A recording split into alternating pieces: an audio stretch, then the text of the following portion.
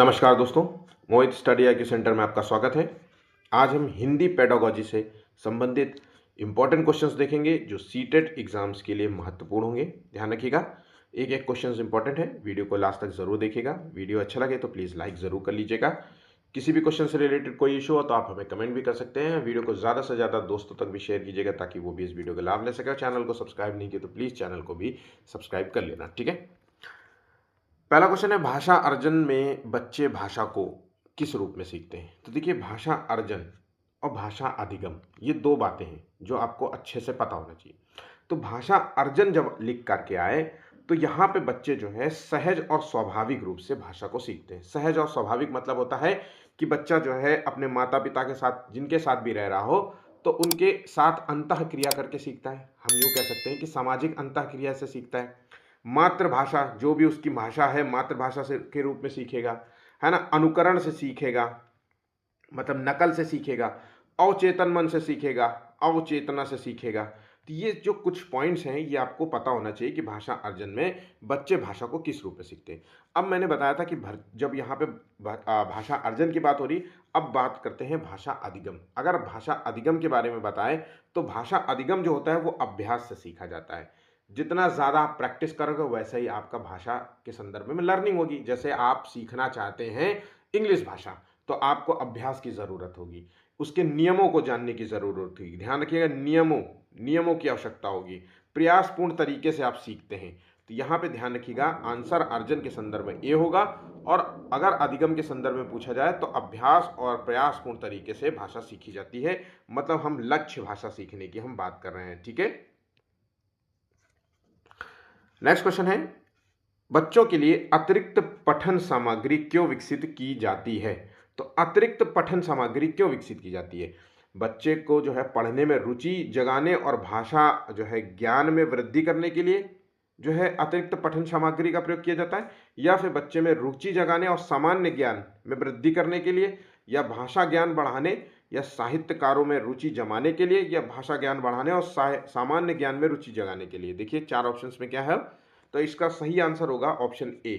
देखिए, अतिरिक्त जो पठन सामग्री होती है ये भाषा को समझने की क्षमता विकसित करती है। बच्चा जो है बहुत सारी सामग्रियों का प्रयोग करता है ताकि जो है भाषा का जो विविध रूप होता है ना, उससे परिचय हो सके। तो विविध रूपों से जो है इसका परिचय हो सके, इसलिए इन सामग्रियों का प्रयोग किया जाता है। तो बच्चा इन जब रूपों से परिचय होता है तो उसके अंदर पढ़ने की रुचि जगती है और उसके भाषा भंडार में भी जो है वृद्धि होती है, मतलब वोकैबुलरी में वृद्धि होगी। तो जब वोकैबुलरी में वृद्धि होगी तो भाषा ज्ञान में उसका प्रयोग करेगा कहीं ना कहीं। तो ऑप्शन यहाँ पे ए होगा। ध्यान से गौर से समझिएगा, बहुत सिंपल भाषा में समझा रहा हूँ और जो पॉइंट्स मैं आपको बता रहा हूँ उन पॉइंट्स को आप नोट कर लीजिएगा, ठीक है। अब आ जाते हैं अगले क्वेश्चन की ओर। बच्चे जो है भाषा सीखने की क्षमता के साथ पैदा होते हैं, मुख्यतः ये किसका विचार है। अब देखिए ये क्वेश्चन है, जब आपसे पूछा जाए कि बच्चा जो है भाषा सीखने की क्षमता के साथ पैदा होता है तो ये विचार जो है नोम चोम्स्की का है। देखिए नोम चोम्स्की का मानना था बच्चे में भाषा जो सीखने की जो क्षमता होती है वो जन्मजात होती है। इन्होंने कहा कि बच्चे के अंदर एक लैंग्वेज एक्विजिशन डिवाइस जो है इसकी बुद्धि में, ऐसा समझाने का प्रयास किया कि बुद्धि में, इसके माइंड में एक लैंग्वेज एक्विजिशन डिवाइस फिट होती है जो बच्चा जो है उसी डिवाइस का प्रयोग करके बच्चा जो है भाषा सीखने की क्षमता डेवलप कर लेता है। तो यहाँ पे ऑप्शन यहाँ पे बी इसका सही जवाब होगा, ठीक है। इसके साथ साथ भाषा सीखने के संदर्भ में एक यूनिवर्सल ग्रामर का जो है सिद्धांत भी दिया था।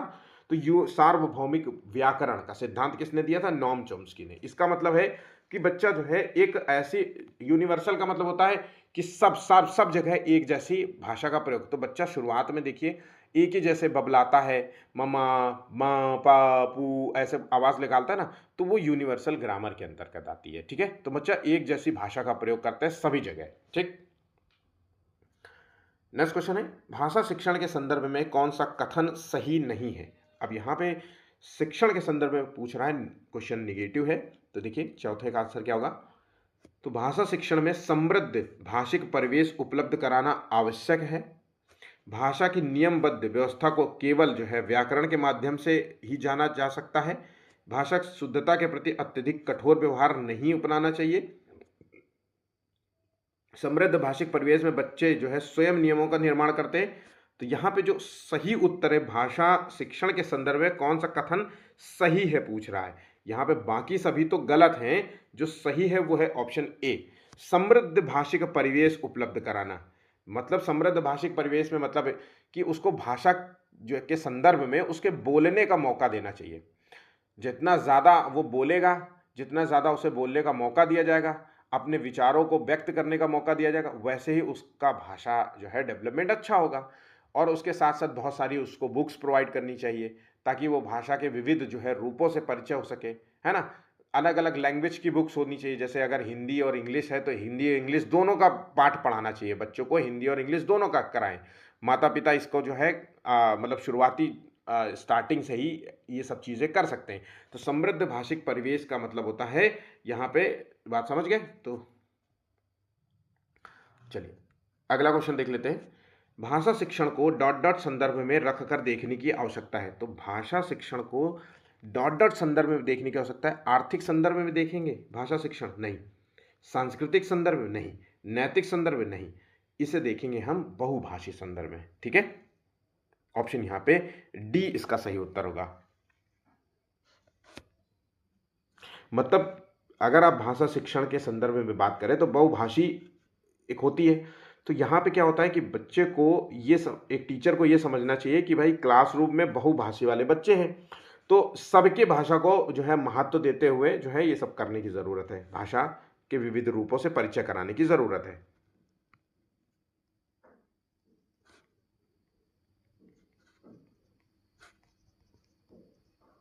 ठीक, एक 1.5 से 2.5 वर्ष के बीच के बच्चों की शब्दावली जब 200 से 250 शब्दों और 2 शब्दों के उच्चारण तक पहुंच जाती है तो इसे क्या कहा जाता है? अब देखिए गौर से समझिएगा क्वेश्चंस को, ठीक है। तो इसे क्या कहेंगे? इसे टेलीग्राफिक भाषा कहेंगे। ऑप्शन यहाँ पे ए होगा। अब यहाँ क्या होता है, टेलीग्राफिक भाषा में केवल जो है बच्चा जो है मुख्य शब्दों का प्रयोग करता है। यहाँ पे बच्चे को देखिए 200 से 250 जो है शब्द उसको याद हो गए और वो 2 शब्दों वाले उच्चारण तक पहुंच गई है उसकी। मतलब 2 शब्दों वाले उच्चारण का मतलब मम्मी पानी, ऐसे मांगता है ना, मम्मी खाना, गेंद दो, खिलौना दो, खिलौना चाहिए, चाहिए, ऐसे बोलता है ना। तो इसी की बात कर रहे हैं। तो इसे टेलीग्राफिक भाषा कहते हैं। यहाँ पे क्या होता है, बच्चा केवल मुख्य शब्दों का प्रयोग करता है और व्याकरणिक शब्दों को छोड़ देता है। ध्यान रखिएगा, व्याकरणिक शब्दों को छोड़ देता है। नेक्स्ट क्वेश्चन, उच्च प्राथमिक स्तर पर व्याकरण शिक्षण की सर्वाधिक उचित विधि है। तो अगर हम उच्च प्राथमिक स्तर पर बात करें और व्याकरण शिक्षण की बात करें तो सबसे अच्छी विधि क्या होगी, वो है आगमन विधि। इसमें क्या होगा, पहले हम बच्चे को उदाहरण बताएंगे, फिर उदाहरण से हम नियम की तरफ जाएंगे। नियम कह लीजिए, सूत्र कह लीजिए, कोई परिभाषा कह लीजिए, हम इसका ज्ञान कराएंगे। ठीक है, तो पढ़ाई लिखाई की अगर हम बात करें, बच्चों के संदर्भ में बात करें तो सबसे अच्छी विधि मानी जाती है, सबसे अच्छी विधि यही मानी जाएगी। ये जो विधि होती है ये चाइल्ड सेंटर्ड विधि होती है ना। तो चाइल्ड सेंटर्ड विधि कौन सी है, आगमन विधि। ठीक, और टीचर्स जो सेंटर्ड होती है वो निगमन विधि होती है। नेक्स्ट, कोई एक भाषा डॉट डॉट लिपियों में लिखी जा सकती है? हाँ, उसमें थोड़ा फेरबदल हो सकता है।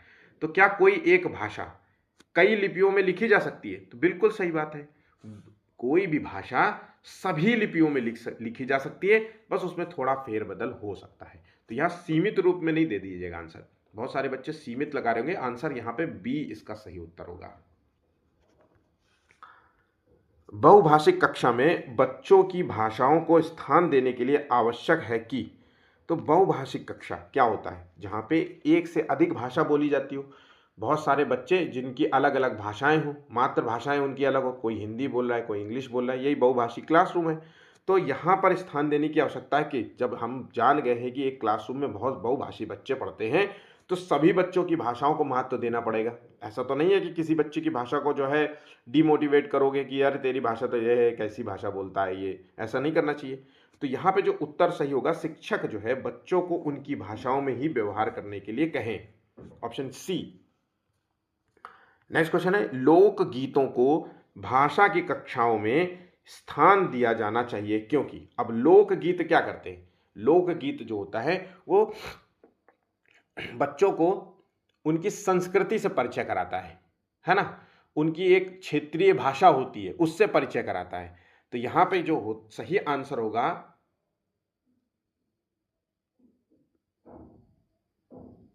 तो लोकगीत जो होते हैं ये जो है बच्चों को उनकी भाषा और संस्कृति से जोड़ते हैं। आंसर हो गया ऑप्शन डी। ठीक है, कोई भी क्वेश्चन ना समझ में आए तो प्लीज आप हमें कमेंट जरूर कीजिएगा, मैं और बेहतर तरीके से आपको क्वेश्चन समझाऊंगा।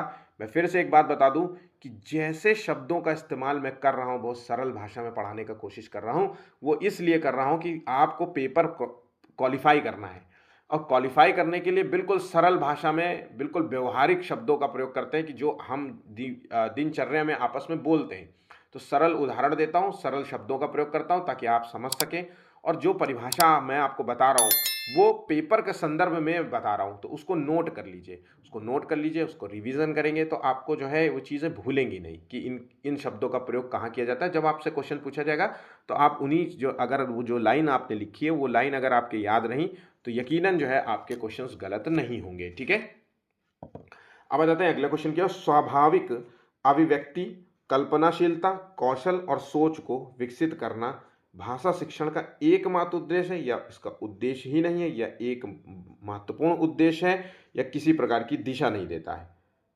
तो देखिए, एकमात्र हो नहीं सकता, ये निगेटिव टैग वर्ड है, उद्देश्य नहीं है, दिशा नहीं देता, आंसर हो गया ऑप्शन सी। ठीक है, आप मानते हैं कि अलग अलग तरह की सामग्री पढ़ने के अवसर मिलने से क्या होता है। तो भाई जब बच्चा अलग अलग तरीके की सामग्रियां पढ़ता है, अलग अलग तरीके की सामग्री क्या है, जैसे वो बुक्स भी पढ़ रहा है, चित्रात्मक बुक्स भी पढ़ रहा है, नॉवेल्स भी पढ़ रहा है, कहानियाँ भी पढ़ रहा है, लोकगीत भी पढ़ रहा है ना, पजल्स भी उसको दिए जा रहे हैं, मुहावरे बताए जा रहे हैं। तो ये देखिए बहुत सारे शब्दों, बहुत सारे भाषा के विविध रूप हैं ये। तो इससे क्या होता है, भाषा की जो विविध संदर्भों में प्रयोग करने की उसकी समझ विकसित होती है। ऑप्शन यहाँ पे डी इसका सही उत्तर होगा। ठीक है, सतत मूल्यांकन का एक निहितार्थ है। अब सतत मूल्यांकन का निहितार्थ क्या है, बच्चों के भाषा प्रयोग का निरंतर अवलोकन करना, या बच्चों के परीक्षा संबंधी भय को समाप्त करना, प्रतिदिन परीक्षाएं लेना और हर महीने परीक्षाएं लेना। तो सतत मूल्यांकन क्या होता है, सतत मूल्यांकन में हम भाषा का जो प्रयोग है उसका मूल्यांकन करते हैं। तो भाई भाषा के संदर्भ में हम भाषा का उत्तर देंगे, तो आंसर हो गया ए। सतत मूल्यांकन में क्या होता है, जब हम मान लीजिए कोई टॉपिक पढ़ा रहे हैं तो टॉपिक पढ़ाते हुए ही हम बच्चे को अब जो है बच्चे का मूल्यांकन करेंगे।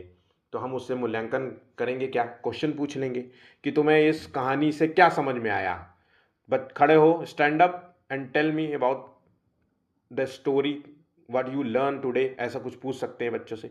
तो जब बच्चा बताएगा कि मैंने आज जो है कहानी से ये सीखा, आप समझे, तो भाषा का जो प्रयोग है उसका मूल्यांकन हम कर पाते हैं कि बच्चा कैसे भाषा का प्रयोग कर पा रहा है, शब्द बना पा रहा है कि नहीं बना पा रहा है, शब्दावलियों का प्रयोग कर पा रहा है नहीं कर पा रहा है ना, व्याकरण की जगह वो शब्दों पर किस चीज़ पर ध्यान दे रहा है, व्याकरण के नियमों पर ध्यान दे रहा है कि शब्दों पर, ये सारी चीज़ें होती है। ठीक है, एक शिक्षक ने विद्यार्थियों से कहा कि वे अपने कॉपियां अपने साथी छात्रों को दें और एक दूसरे के कार्य का मूल्यांकन करें। इस गतिविधि का मुख्य उद्देश्य क्या है। बहुत ही अच्छा क्वेश्चन है, इंपॉर्टेंट क्वेश्चन है।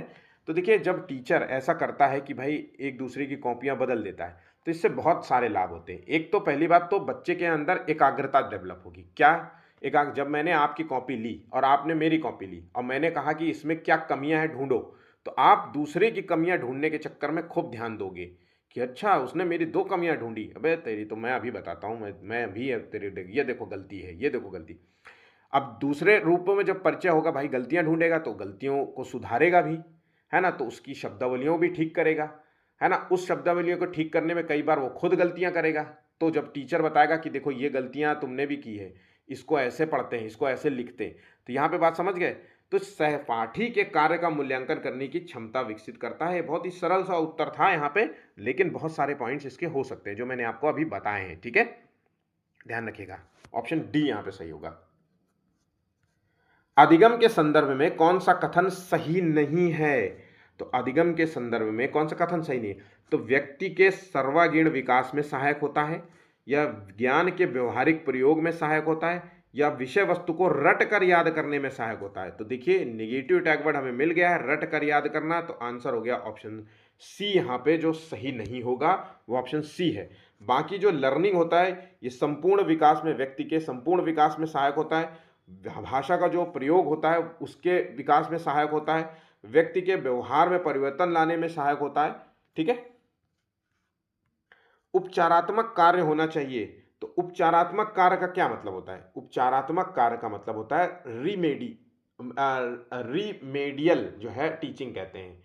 तो उपचार डायग्नोस्टिक कार्य क्यों होना चाहिए? तो ये तब होना चाहिए जब प्रत्येक जो है पाठ की समाप्ति पर होना चाहिए। भाई जब आप कोई टॉपिक मान लीजिए पढ़ा रहे, तो जैसे ही टॉपिक खत्म हो वैसे ही उपचारात्मक कार्य पे लग जाना चाहिए। ठीक है। अब इसमें क्या होता है, ये जानने की कोशिश की जाती है कि बच्चों को क्या समझ में आया और क्या नहीं समझ में आया, उसी का उपचार कर देंगे। ठीक है। कक्षा में विद्यार्थी जो है विषय वस्तु को समझ जाते हैं किंतु वे किसी चर्चा में भाग नहीं लेते, भाषा की कौन सी कठिनाई है? अब देखिए कुछ बच्चे ऐसा होते हैं क्लास में जो टॉप पढ़ते हैं, बहुत ध्यान से पढ़ते हैं, लेकिन जब उनसे कहा जाता है कि आओ बोर्ड में क्वेश्चंस को सॉल्व करो, आओ यहाँ बोर्ड में यहाँ पे खड़े हो जाओ और उसको जो है बच्चों को ये क्वेश्चन समझाओ, तब वो ऐसा कर नहीं पाते या वो हिचकिचाते हैं। तो ऐसा करने का क्या मूल कारण होता है?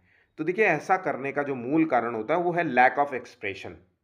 बच्चे में लैक ऑफ एक्सप्रेशन की है, बच्चे में शब्द भंडार की कमी हो सकती है, बच्चे में आत्मविश्वास की कमी हो सकती है, बच्चा जो है व्याकरणिक जो है संबंधी कठिनाई हो सकती है, वाक्य संरचना निर्माण में कठिनाई हो सकती है। तो ये कुछ कठिनाइयाँ हो सकती हैं। तो इसमें जो सही आंसर होगा वो है संप्रेषण संबंधी आपको कठिनाई देखने को मिल रही है, उच्चारण संबंधी कठिनाई, व्यक्ति संबंधी कठिनाई, गहनता संबंधी कठिनाई। ठीक है, ऑप्शन ए। 8वीं कक्षा में पढ़ने वाली रूबीना लिखने में बेहद कठिनाई का अनुभव करती है, संभव है कि वो डॉट डॉट से ग्रसित है। अगर लिखने में कठिनाई की बात करें तो डिस्ग्राफिया होगा, और पढ़ने में कठिनाई की बात करें तो डिसलेक्सिया हो जाएगा। ठीक है। और गणित संबंधी कठिनाई की बात करें तो डिसकैलकुलिया हो जाएगा। ठीक है। कक्षा 8 के बच्चों के लिए साहित्य का चयन, मतलब हिंदी लिटरेचर या किसी लिटरेचर का चयन करते समय आपके लिए क्या जानना सर्वाधिक ज़रूरी है, आवश्यक है? तो यहाँ पे जब हम साहित्य का चयन करते हैं तो बच्चे के लिए संदर्भ में भाषा प्रयोग का स्तर जानना बहुत ज़रूरी है। ये बात सही है कि वो बच्चा उन भाषाओं का प्रयोग कर पाएगा कि नहीं, लेकिन उससे ज़्यादा ज़रूरी है यहाँ पे जो बहुत सारे ऑप्शन दिए गए हैं उसमें से डी आंसर ज़्यादा तर्कसंगत है, क्योंकि इसमें बच्चों की मनोवैज्ञानिक विशेषताओं और भाषा प्रयोग की क्षमता सबसे ज़्यादा आवश्यक होगी। ऑप्शन यहाँ पे डी इसका सही जवाब हो जाएगा। विशेष आवश्यकता वाले बच्चों की भाषा का आकलन करते समय हमें क्या ध्यान देना चाहिए? तो सभी बच्चों के लिए एक मानदंड अपनाने चाहिए। तो बच्चे देखिए, विशेष आवश्यकता वाले बच्चे की जब बात करें तो आपका मतलब है कि यहाँ पे एक सामान्य आईक्यू वाले बच्चे की बात हो रही है, और जो उससे कमज़ोर है। कमज़ोर कैसे हो सकता है? शारीरिक रूप से कमज़ोर हो सकता है, बौद्धिक रूप से कमज़ोर हो सकता है, सुनने और देखने की क्षमता से कमज़ोर हो सकता है, बहुत सारी उसको संप्रेषण संबंधी कोई कठिनाई हो सकती है, बहुत सारी समस्याएं हो सकती है। तो हमें सब बच्चों को एक मानदंड नहीं अपना सकते भाई, है ना। जो सुनने में कमज़ोर है उसको और जो देखने में कमज़ोर है, एक दोनों को एक दूसरे, ये दोनों अपोजिट हो रहे हैं, तो यहाँ पे एक मानदंड नहीं अपना सकते।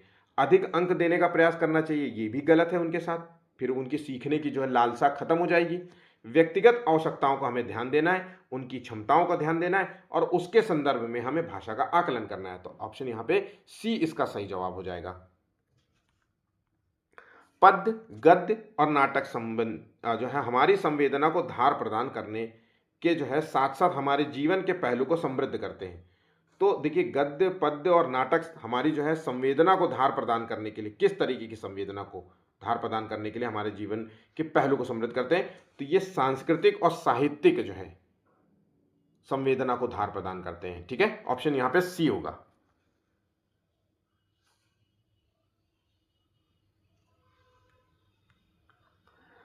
निम्नलिखित में से कौन सा एक भाषा के विकास को बढ़ावा नहीं देता है? ठीक है।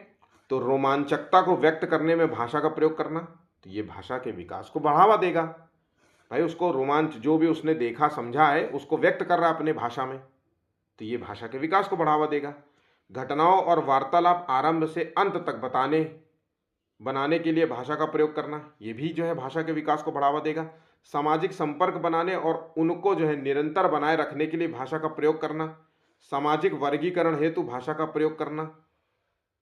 तो ऑप्शन यहाँ पे देखिए 22वें का होगा ऑप्शन सी, यहाँ पे सही जवाब होगा 22 का ऑप्शन, माफ कीजिएगा, सामाजिक वर्गीकरण की बात हो रही है। ठीक है, ऑप्शन यहाँ पे जो भाषा विकास को बढ़ावा नहीं देगा वो है सामाजिक वर्गीकरण हेतु भाषा का प्रयोग करना। ठीक है, वर्गीकरण अगर हम बात करें तो ये भेदभाव को बढ़ावा देगा, भाषा के संदर्भ में ये भाषा के भेदभाव को बढ़ावा देगा। Option D. कक्षा 5 की एक विद्यार्थी कहती कि मैं अपना काम जो है अध्यापक को देने से पहले सटीकता के लिए अंतिम फाइल के रूप में जांचती हूँ। यह विद्यार्थी लेखन के किस चरण में? तो एक बच्ची क्या करती है कि अपने जो कॉपी टीचर को देती है तो उससे पहले वो उस कॉपी को जांचने का प्रयास करती है कि भाई मैंने क्या गलतियां की हैं, इसको जांचने का प्रयास कर रही है। तो इसे कहते हैं प्रूफ रीडिंग। ध्यान रखिएगा, प्रूफ रीडिंग। ऑप्शन बी यहाँ पे सही जवाब होगा। इंपॉर्टेंट है, बहुत सारे बच्चों ने इस क्वेश्चन को गलत किया होगा, प्लीज आप नोट कर लीजिए इसको। ठीक है, कौन सा जो है उपागम विधि शिक्षार्थियों की जीवन की वास्तविक परिस्थितियों में भाषा प्रयोग के मुख्य लक्ष्य से संबंधित है? ऑप्शन बी संप्रेषणात्मक उपागम। ऑप्शन बी यहां पे सही उत्तर होगा। नेक्स्ट, शब्दों के समूहों के प्रति समझ बनाकर शब्द संपदा अर्जित करने की वकालत किसके द्वारा की गई? शब्दों के समूहों के प्रति शब्द समझ बना करके शब्द संपदा अर्जित करने की वकालत जो है लेक्सिकल अप्रोच में की गई है, जिसमें जो है व्याकरण की जगह शब्दों पर ज्यादा ध्यान दिया जाता है। तो इसे कहेंगे कोश विषयक उपागम। Option C. बच्चों की भाषा संबंधी क्रमिक प्रगति का लेखा जोखा रखने से जो है संभव है। तो देखिए, जब हम क्रमिक प्रगति का लेखा जोखा रखने की बात करें और इन 4 ऑप्शंस में ये वाला ऑप्शन आपको नजर आ जाए तो तुरंत आंसर यही लगा देना। ये हम आपको एक शॉर्ट ट्रिक बता रहे हैं कि पोर्टफोलियो वाला अगर कोई क्वेश्चन आएगा और पोर्टफोलियो एक ऑप्शन दिया हो तो आप 100% मान के चलिएगा पोर्टफोलियो ही आंसर होगा।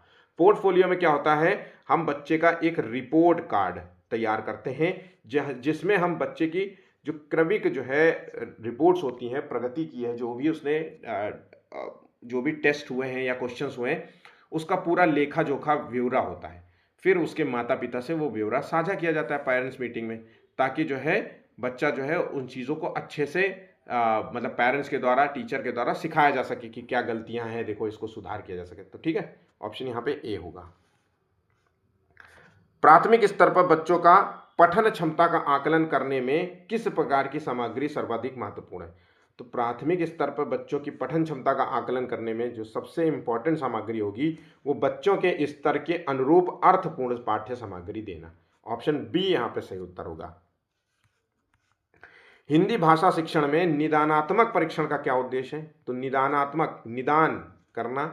तो ये निदानात्मक परीक्षण का जो उद्देश्य होता है वो बच्चों की कमियों को पता लगाना होता है, ताकि उनको दूर किया जा सके, कमजोरियों को दूर किया जा सके, उपचारात्मक सुझाव दिया जा सके। तो इसलिए यहाँ पे उत्तर डी होगा।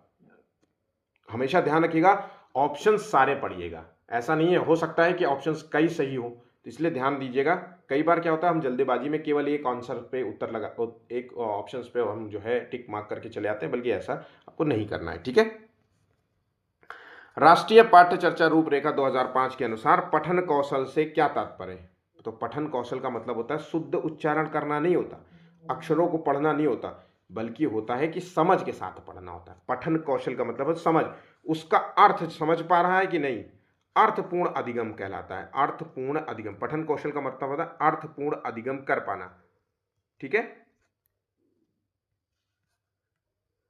सुनना कौशल में शामिल है। तो देखिए कौशल क्या होता है, कौशल 4 प्रकार के होते हैं, जिसमें बोलना, पहले सुनना, बोलना, पढ़ना और लिखना, ये 4 है। उसके बाद संकेत करना भी एक प्रकार का कौशल है। तो 5 प्रकार के कौशल हो जाते हैं। किताबों में आपको 4 प्रकार के कौशल ही बताए जाते हैं, जबकि 5वां कौशल एक संकेत कौशल है। भाई संकेत के माध्यम से अपनी बात कह पाना, ये भी तो कौशल ही है।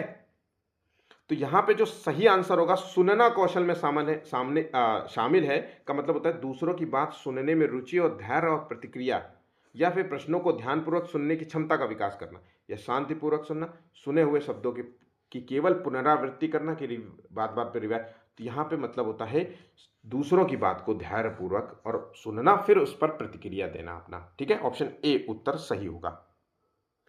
तो इस प्रकार के क्वेश्चंस आपको हिंदी पेडागोजी में आएंगे।